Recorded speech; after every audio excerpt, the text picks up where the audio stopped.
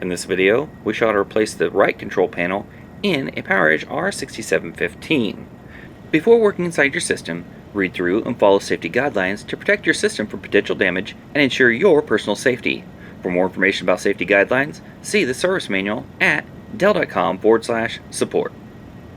To remove the right control panel, first disconnect the cable from the HPM by pulling on the blue tab, and then unroute the cable.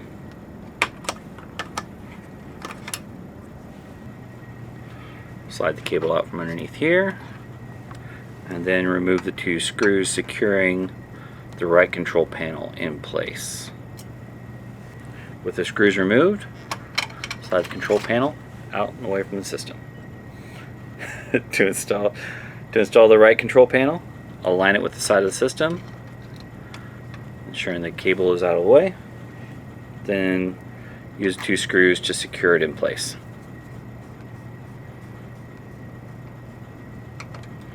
Now reroute your cable.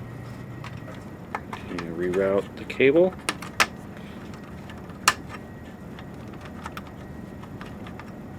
And then reconnect the cable.